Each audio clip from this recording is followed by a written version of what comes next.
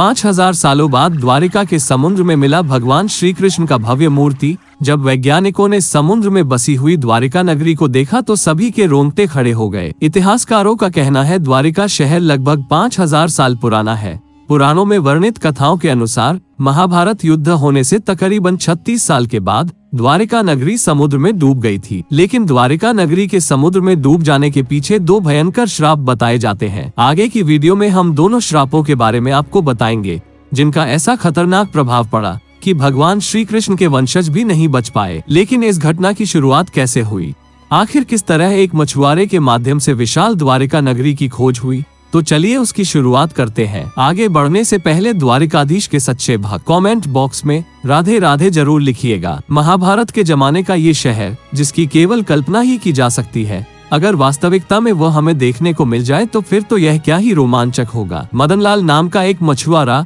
द्वारिका के समुद्र में मछली पकड़ने का काम करता था। एक दिन उसके जाल में एक ऐसी चीज फंस गई जिसके बाद उसकी पूरी जिंदगी बदल गई। उस दिन मदनलाल ने मछलियों को पकड़ने के लिए जाल फेंका था। उस जाल के अंदर उसे बहुत ही पौराणिक चंद्रमा नुमा आकृति का एक पत्थर प्राप्त हुआ था। उसे उसकी जानकारी नहीं थी। कुछ लोगों का कहना था ये पत्थर बहुत ही पौराणिक लग रहा है, तो इसे पुरातात्विक विभाग को जमा करा देना चाहिए। और यकीन मानिए, जब उस पत्थर के ऊपर शोध किए गए तो पता चला कि उसकी उम्र 5000 वर्ष से भी ज्यादा अधिक है। चूंकि ये पत्थर द्वारिका के समुद्र से मिला था, ऐसे में सभी लोग यही मान रहे थे कि ये द्वारिका नगरी का ही हिस्सा है। बात है सन 2003 की। इस घटना के बाद पुरातात्विक विभाग ने भी द्वारिका के समुद्र में रुचि ली। उन्हें ऐसा लग रहा था कि वो समुद्र के नीचे द्वारिका नगरी को खोज सकते हैं, और अपनी इस खोज को पूरा करने के लिए उन्होंने नौसेना का सहारा लिया। सन 2003 में भारतीय संरक्षण विभाग द्वारा द्वारिका नगरी की खोज की शुरुआत हुई, लेकिन 4 साल इस खोज का कोई परिणाम प्राप्त नहीं हुआ। समुद्र के कोने कोने में गहराई से जांच करने पर सन 2007 में नौसेना विभाग के कुछ गोताखोरों को समुद्र में जो मिला, जिसे देखकर आपके भी रोंगटे खड़े हो जाएंगे। समुद्र के नीचे उन्हें एक विशाल नगरी का ढांचा प्राप्त हुआ। साथ ही में वहां पर कई सारे बर्तन भी मौजूद थे जो ये दावा कर रहे थे। इस स्थान पर आज से कई हजार साल पहले वास्तव में कोई नगरी हुआ करती थी। नौसेना के गोताखोरों द्वारा जो एक खोज की गई, जब इसका परीक्षण हुआ तो वैज्ञानिक भी जानकर हैरान हो गए कि ये अवशेष तो तकरीबन 5000 साल पुराने हैं। अब आप सोच रहे होंगे कि भगवान श्री कृष्ण तो साक्षात भगवान है, और उनकी नगरी समुद्र में कैसे डूब सकती है। आज से लगभग 5000 साल पहले श्री कृष्ण ने मथुरा को छोड़ दिया था, और उन्होंने द्वारिका का निर्माण विश्वकर्मा के हाथों से करवाया था। श्री कृष्ण अपने साथ यदुवंशियों को भी लाए थे और इस नगर को अपना बसेरा बनाया था।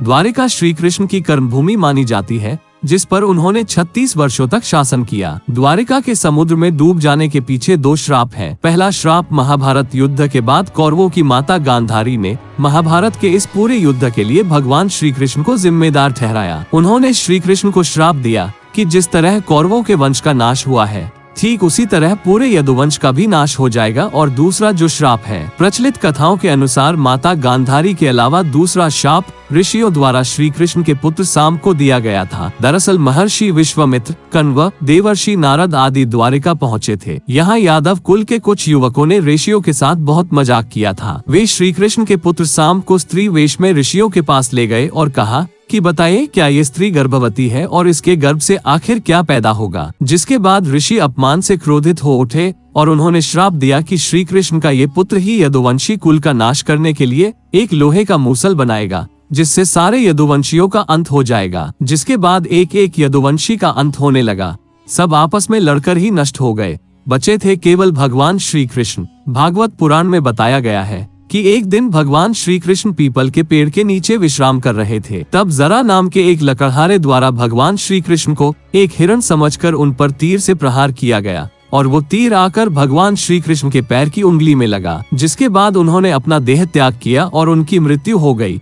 और जैसे यादव कुल के सभी लोगों का अंत हुआ, वैसे ही पूरी द्वारिका नगरी समुद्र में समा गई। सरकार द्वारा द्वारिकाधीश मंदिर के पास से पानी के नीचे भी खुदाई का काम शुरू किया गया, और यहाँ पर उन्हें कई मंदिरों की एक जैसी श्रृंखला प्राप्त हुई, जिससे कि पता चलता है जैसे जैसे पानी ऊपर चढ़ता गया, वैसे वैसे मंदिर की जगह आगे सरकती गई। डॉक्टर आलोक त्रिपाठी के मुताबिक खुदाई और खोज लगाने के काम के दौरान कई तरह की कलाकृतियां मिली, अवशेष भी प्राप्त हुए।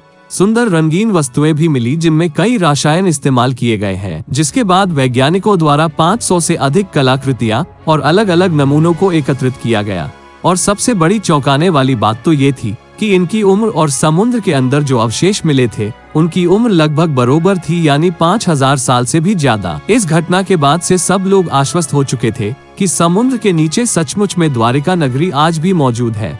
आज भी भगवान श्री कृष्ण का भव्य मूर्ति इस समुद्र के अंदर मौजूद है। द्वारिका नगरी समुद्र के अंदर कई राज समेटे हुए हैं। कई लोगों ने लालच स्वरूप इस नगरी को ढूंढने का प्रयास किया, लेकिन वो समुद्र में ही कहीं विलुप्त हो गए और उनका नामो निशान ही खत्म हो गया। भगवान श्री कृष्ण हमेशा अपने भक्तों की लाज रखते हैं और उनके पूरे जीवन कर्म में उन्होंने कई उतार चढ़ाव देखे, लेकिन हमें उनके जीवन से बहुत कुछ सीखने को मिलता है। इस पूरी घटना को लेकर, द्वारिकाधीश मंदिर को लेकर और समुद्र में बसी द्वारिका नगरी को लेकर आप क्या विचार रखते हैं, हमें नीचे कमेंट बॉक्स में जरूर बताइएगा। अगर आज की वीडियो आपको पसंद आई है तो एक लाइक जरूर करें और जल्दी से हमारे चैनल को सब्सक्राइब करके बेल आइकन को प्रेस कर लें। अभी के लिए आप सभी दर्शकों को हर हर महादेव।